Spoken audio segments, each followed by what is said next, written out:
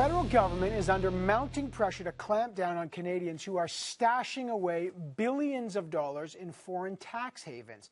The tax evasion, or the tax havens, is blowing billions in lost revenue into the federal government's coffers, and some argue that should be going to essential services for families and small businesses. Let me just show you the top 5 spots where wealthy Canadians are stashing their cash. There's an estimated $53 billion, $53 billion parked in Barbados, another $26 billion parked in the Cayman Islands. Surprisingly, Ireland, there's about $23 billion parked there. In Luxembourg, nearly $14 billion. And in Bermuda, rich Canadians have hidden away about $13 billion. All this raising the question, should the feds be doing more to close these loopholes and clamp down on these tax havens? We'll hear from MPs on this in a minute, but joining me now is an economist and tax haven expert, James Henry, who's been studying this. You looked at this issue. I want to get the global, but first the Canadian perspective. Just give me a sense of how much wealth could it be taxed here in Canada that is people just instead are going to Barbados, Cayman, Ireland, Luxembourg, those islands? Well, there's no good estimate really for Canada, and one of the things you ought to do is to put together a research committee or to have a House committee that studies this. But the numbers we have to date are talking about figures like $80 billion for the total tax revenue loss per year to onshore and offshore evasion. So that's compared to the $20 billion deficit, that could make a big difference. That's massive. How long has that been going on for? It's a Canadian tradition. In 1937, Henry Morgenthau, the Secretary of the Treasury of the United States, wrote a letter to FDR talking about how Newfoundland had gotten into the tax haven business itself. And Canadian banks took a big role in helping to found the Caribbean havens like the Bahamas and the Cayman Islands back in the 60s. So this is an untold story, but you find Canadian banks present in Jersey and most of the major havens. Just tell me how it works. So some people who are hearing about this, they may think people are breaking the law. So just tell me exactly how it works. So there's how many rich Canadians, what are they doing with their money? Just sort of give me a context here. All we know about the numbers are, we have indications. In a couple years ago, there was 106 Canadian names listed in the Liechtenstein case where a whistleblower came forward from a bank in Europe. Then the UBS case came forward with 1,750 Canadian names, in addition to the 10,000 or so that were in the United States and the UK. So, that's kind of a rough order of magnitude. And so what do they do? So rich person, they've got millions of dollars. How does it work? Well, usually you would work with a private banker. And so some of the biggest banks on the planet are involved in this, players like Citibank and UBS and JP Morgan. And they have private banking departments. So you don't do this yourself. You basically call your private banker and he sets up the offshore companies, the offshore trusts, and then the ultimate money is usually invested in financial centers like New York or London or Zurich that have favorable treatment for offshore investors. Is it illegal? So how do we characterize? Are they simply taking advantage of loopholes, or are they breaking the law and evading tax? How do we characterize them? Well, Dennis Healy once said that the line between evasion and avoidance is the width of a prison wall. There's a lot of gray areas here, but let's talk about wealthy Mexicans or Brazilians who have their money in U.S. banks. Clearly most of them are not reporting the income that they receive back home to the Mexican tax authorities, and they're not required to pay much tax or any tax at all on their U.S. investments by U.S. tax laws. So basically the U.S., my home country, is one of the largest tax havens in the world. And Canada actually has the same kind of favorable treatment for offshore investment. Let me just, viewers who are watching this, and everyone's heard of tax havens, the size of the problem in the global economy may stagger you. So it's almost hard to comprehend this number. There was a study earlier this year that you made called The Price of Offshore Revisited, super rich. How much do the super rich around the world have invested in these tax havens? Our estimate is $21 to $32 trillion as of year-end 2010. All of that's being owned by the top 10 million people on the planet, about 0.14%. So it really means that we have a lot more inequality in the world than we thought before. This is, again, I just got to go over that. You're saying, because we always hear that the top 1% and the disparity between the rich and poor. You're saying the top 1% of the world. 0.14%. 0.14%. Holy Yeah. smokes. Yeah. Have up to $32 trillion in tax haven between 21 and 32 trillion. Yeah. That's a staggering figure. And that's just financial assets. It leaves out real estate, a lot of which is owned offshore. So that's the equivalent of the U.S. economy combined with the Japanese economy, the number 1 and 3 economies in the world combined. And this stuff, no one's getting tax dividends on that. Exactly. Well, it's actually the right thing to compare it to is the size of global financial wealth, which is about $200 to $210 trillion. So it's about 10 to 15% of the total financial wealth, but it's still a big number because it all accrues to this tiny fraction of the population. So in terms of distribution of wealth, this is a huge, we never talk about this. What does Canada, what do countries like Canada then have to do when it comes to tax havens? People watching this say, all right, government, what does our government need to do? First of all, we need to know much more about the metrics, how big it is, and we need to have some serious investigations of the size and growth of the industry. Secondly, I think it raises the question of how much audit resources are being devoted to looking after the names of the secret accounts that people have turned in already. The United States, we found, like in Australia recently, they invested in a serious investigation of this and produced $650 million of tax revenue. In the United States, we just had an investigation of UBS taking wealthy individuals from the United States, moving their money to Switzerland, and that has generated about $50 billion of incremental tax revenue. So, the whistleblower in that case just got a $100 million reward. So this can be quite efficient from the standpoint of the finance ministry. So in 2012, the finance minister said they took steps here to close these tax evasions, these tax loopholes. Has it gone far enough? If you were sitting down with the government, what would you say?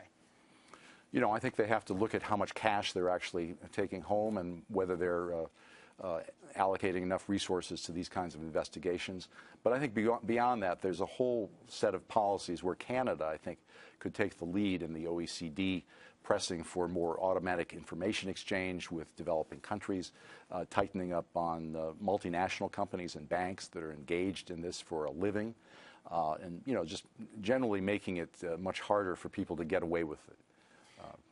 Amazing statistic. You talk about the top 1%, but it's the top 0.1, and that $21 trillion figure, which is just a staggering amount of money in these tax havens. I guess when you go to the Caribbean, you see all those nice houses, something may be clicking now to people's minds. Well, right now we just heard this report about the Chinese premier having $2.7 billion offshore. He's denied it, but there's a New York Times report. And all of that is being invested through the Tortola, back into Hong Kong and back into China. So it isn't just Canadians and Americans who are concerned about this. It's every country in the world. So Tax Justice Network that I've been working with is really trying to press for a global campaign around this, and we're getting a lot of support. All right. Economist James Henry talking about this. We'll have MPs standing by to comment on this very topic to see the political angle of that, but thanks so much for opening up this debate about federal tax loopholes. Are they letting tax evaders off the hook? How much revenue is Canada losing? Kathy McLeod, Hoang Mai, and Scott Bryson standing by next. Scott Bryson brought this up in the House today. Stay with us.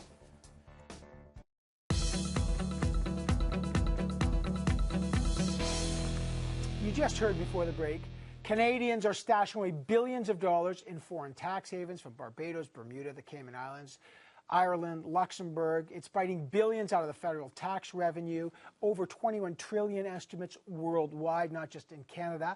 Are federal tax collection rules riddled with loopholes that are allowing evaders to hide cash abroad? Should the feds be doing more to clamp down and recoup more revenue? Joining me now from the foyer of the House, Kathy McLeod, the Parliamentary Secretary to the Minister of National Revenue. Hoang Mai is the NDP's revenue critic. And Scott Bryson, who raised this issue in the House today, is the Liberal revenue critic.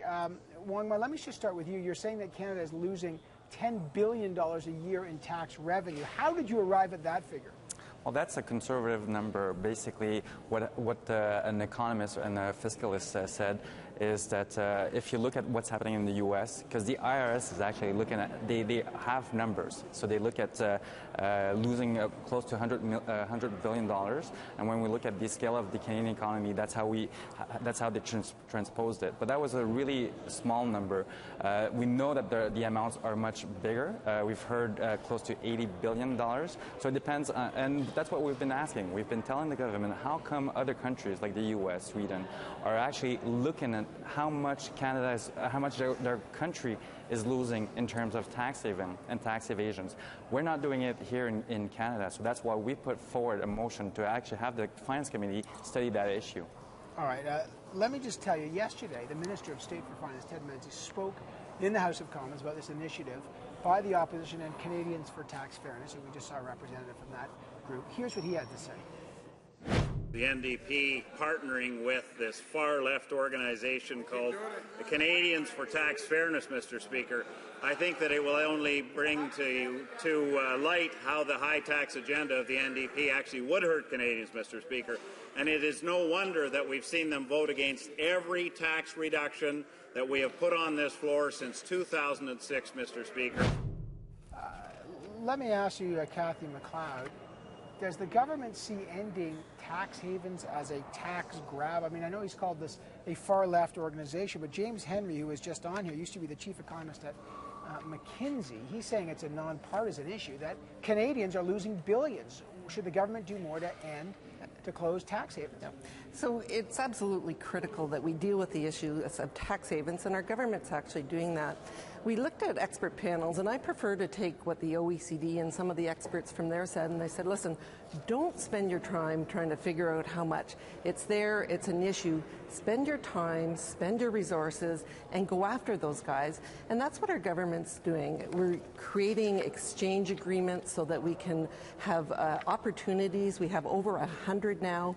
We have, since our government came into power, $4.6 billion that we've identified. And I just want to use Liechtenstein as an example. 106 people were identified to our government. Compliance action has been taken on all of them, and we've actually recouped both the taxes and the penalties in this area. So there should more be done. I mean, when we're hearing $53 billion in Barbados, $34 billion stashed in Caymans, $23 billion in Ireland, that's a lot of tax revenue. Not only that, private banking institutions, the same, and Mr. Henry was just telling me this, the same banks that were bailed out in the U.S. are now helping a lot of rich people basically evade paying taxes. Yep. Should more be done?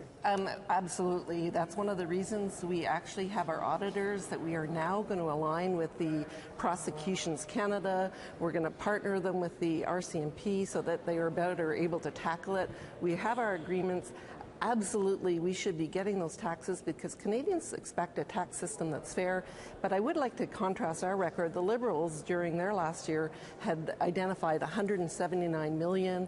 Since 2006, we've identified over $4 billion.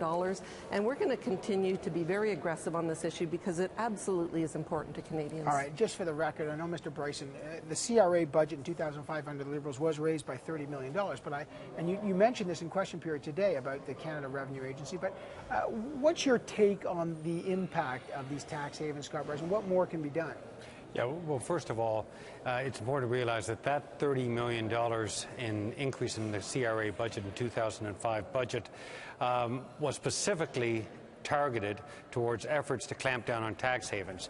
And according to a recent ATIP from CRA, it has resulted in the collection of over $2.5 billion. So that investment worked, which is why it doesn't make sense for the Conservatives now to cut the budget of CRA because you don't clamp down on CRA, you clamp down on the tax evaders. Why are you being soft on CRA, or rather soft on the tax evaders and hard on CRA? It makes no sense. So what should happen now, Mr. Bryson? What do you think has got to happen? The scope of this problem is kind of staggering when you look at it. How much money do you think is being lost by sort of the richest people basically hiding their money in tax havens?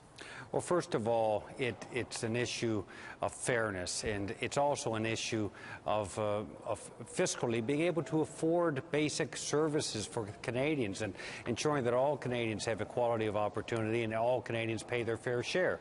The reality is that the Conservatives aren't doing enough. Yep. And if you look at other countries, Australia has taken a very aggressive approach, and people are being charged. People are facing criminal charges in Australia. All right, Kathy We're not McLeod seeing wants this to kind jump of in. aggressive All approach right, here in then Canada. Hoang Mai. Let me get Kathy McLeod and then Hoang Mai. You know what? I have to congratulate Australia. They're doing a great job. But if you compare our record to Australia, they had 26 convictions. We've had 46 convictions. We've identified over 4 times the amount of tax revenue. So in actual fact, they are moving along. It is a global problem. We're working with our partners, but our record compares hugely favorably to Australia. Again, 3 times or double the conviction rate that Australia has. Just how many, just quickly before I get to Hoang Mai, Kathy McLeod, how many fines have been levied when those investigated? So with Liechtenstein, for example, there was 106. All of them have been subject to compliance actions with, I think it's $17 million have been recouped in both taxes. That's not a conviction. Both in taxes and penalties. But just to be clear, the fact, but no fines in those Liechtenstein cases that I know of, 0 fines have been levied. Is that the case, Kathy McLeod? There has been $17 million in unpaid taxes and in penalties. But no fines. Let me just clarify on that issue. On the 106 Canadians that were caught, none of them have been laid charges. CRA has not laid charge on any one of them. If you look at other countries, if you look at what's happening in Germany, people have gone to jail for that. So when you know those 46 are people who are not paying tax, who are sort of rebels. It's not the big companies. It's not the multinationals. It's not the millionaires. The government is saying they're being tough on crime, but they're not being. They're being very soft on criminal. White-collar crimes. So on that front, they're really soft. And I agree with Mr. Bryson. We're saying that tax evasion is not a victimless crime. Everyone, every single Canadian, honest Canadian, have to foot the bill. So it's something that we need to do more. And I'm glad that on the Finance Committee, everyone agreed to look at that issue. But the thing is, we have to realize that we're not doing enough. Cuts to CRA are not helping. 400 people who are actually looking at criminal investigations, who are looking at special enforcement, have received a notice with respect to their job. So that there's a lot of let me just put that to uncertainty. Kathy McLeod. Knowing the scope of this problem, knowing how much tax revenue the government's losing, knowing how huge an issue this is around the world, will the government commit more resources to Canada Revenue Agency specifically to close more loopholes or more tax havens to recoup that kind of money? You think you're doing enough, or will you increase it given the scope of the problem? So there's a whole number of measures that you have to do. You have to close the loopholes, absolutely. You have to ensure the auditors can move forward. And I really have to reiterate, we are not laying off any auditors. We are actually giving them a structure where they can do their jobs, working more closely with the prosecutions, working with the RCMP. But there have been notices at CRA, to be fair. And that is to enable cut. the restructure so that they can work in partnership. So really important realignment. And of course, the other important thing is to continue to create those tax agreements with other countries. And certainly even the OECD has complimented Canada in terms of the amazing progress that we've made on this file. Well, all right, last word. There's still, it sounds to me, I mean, if these numbers are right, 53 billion in Barbados, 25 billion in Caymans, 23 billion in Ireland, 13 billion in Luxembourg, 13 billion in Bermuda. Sounds like there's still a heck of a lot of money going in these tax havens, Scott Bryson. What more needs to be done? Well, first of all, we've got to increase resources for the Canada Revenue Agency. In the 2005 budget, that $30 million investment in that budget has yielded over $2.5 billion in revenue. Secondly, we have to, as all parties, have to take this issue seriously. I'm glad that the House of Commons Finance Committee is going to study it, and we support Mr. Mai's motion. At the Senate side, Liberal Senator Percy Down has done exhaustive work on this, and ultimately the Conservatives are the government, and that is why the Conservatives ultimately, I think the recommendation to the government will be that they increase resources significantly to CRA, particularly focused on the tax havens enforcement side, and we all hope, as citizens, not just as members of Parliament, that the Conservatives take this seriously and do exactly that. All right, well, I got to leave it there. MPs Kathy McLeod, Hoang Mai, and Scott Bryson talking about these tax havens and the issue that it faces. I appreciate your time today. Thank you, Evan.